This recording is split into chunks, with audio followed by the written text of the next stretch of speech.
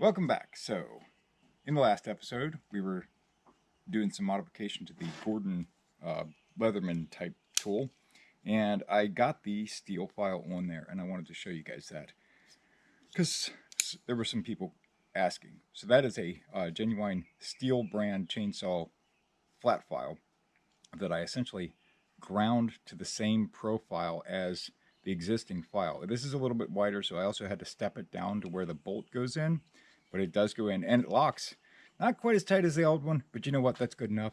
It does lock completely securely. I can't get it to shut, so just a little bit looser. I took a little bit too much off there, but that's fine.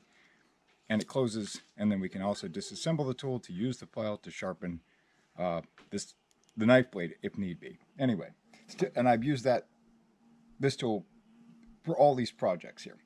So I've been working on trying to devise a crayfish trap.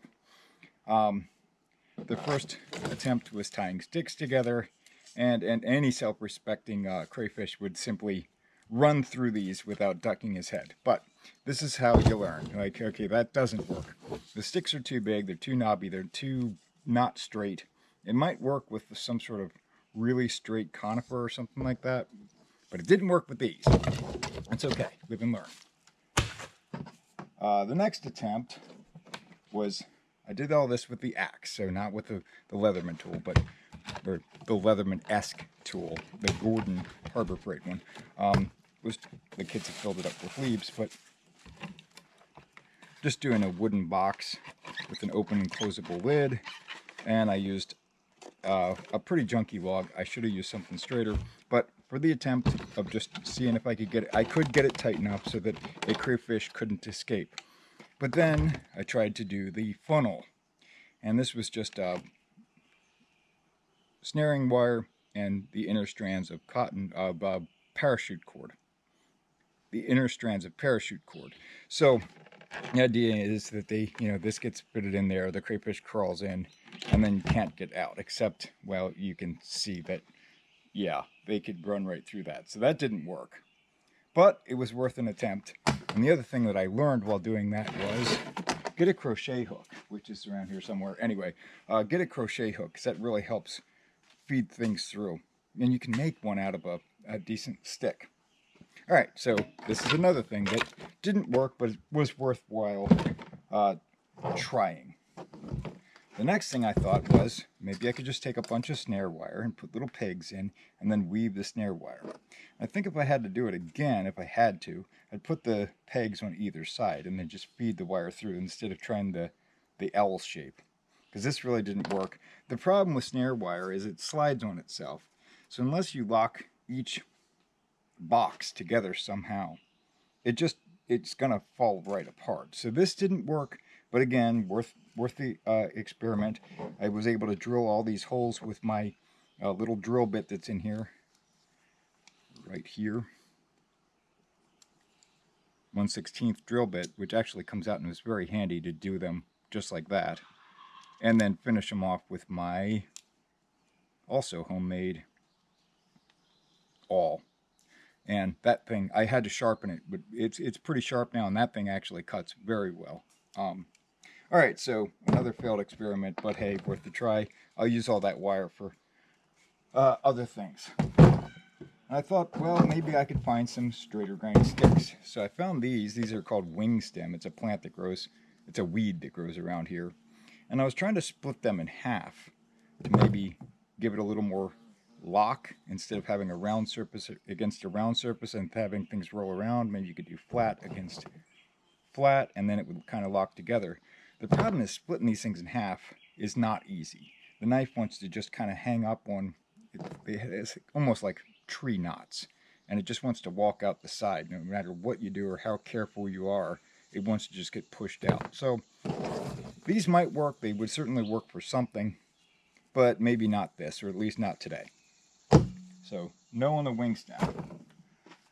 So where does that leave me? Well, I said, let's take the canoe out on the lake and get some cattails. So I went and cut a bunch of these cattail fronds. And the way that I'm parting them out is just pull, and then pull, and then pull, And then pull until you start getting down into the inner stem, which we just hit right there, right? And then take your knife. That one will work. And then cut this core out. That's the serrated blade, right? That's actually kind of edible, the inner shoot, but not eating those, just throwing those off on the side. And then just keep doing what I was doing before until I get down to, I can actually cut another core out of this one. Until I get down to these smaller fronds, which I'll keep the longest ones, and the shorter ones I just toss off on the side. Maybe I could do a little basket or something out of those. Okay, so then once I've got those, let me switch over to the actual decent knife blade here. Once I've got those, I kind of lay them up here, and you'll see where the white corky stuff, which is pretty easy to tear apart, turns into this darker green. And just make a diagonal slice across that. So you've got this pointed type surface. I'm going to do that to all of them. Anyway, so I did all that, and then I basically wove, let me toss this off to the side, and then I'll show you the closer to finished product.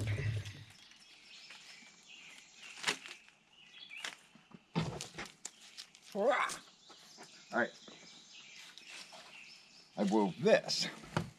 Now this is starting to look like something that a crayfish might not be able to get through. At least it would slow him down some. So the idea that here is to weave this up and then roll it into a tube. And then tie it off with some of that wire that I've got left over. And then create a funnel into this. And then I'm not sure how I'm going to do the back side. I'll show you that, guys. Yeah, I'll show you that when I get there. But I'm thinking if I roll it into a tube and then I take all these loose fronds, just kind of bring them to the center, I could just run a piece of wire through and then just peg them all to that wire and then twist that off, and then all of them would come to the center. See how that works. But I think this is actually the best thing that I've come up with yet. And it's a resource that's pretty much available a lot of places. Like cattails are worldwide. If I was up in northern Canada on the Alone show, I might be looking for a piece of birch bark. But around here, paper birch just doesn't grow.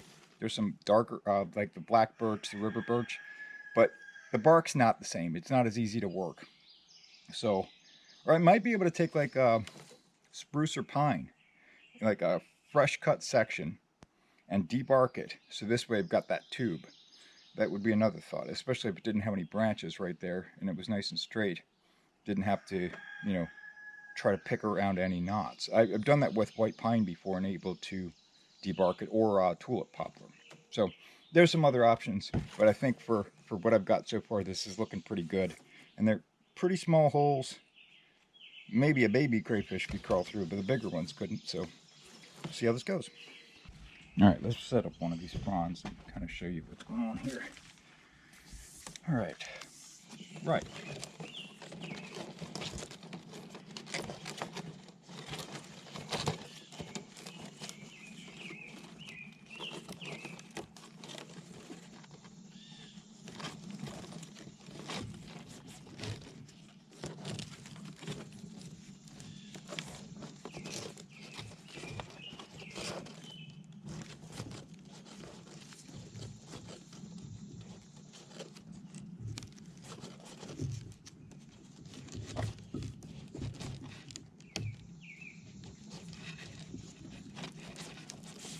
Okay, so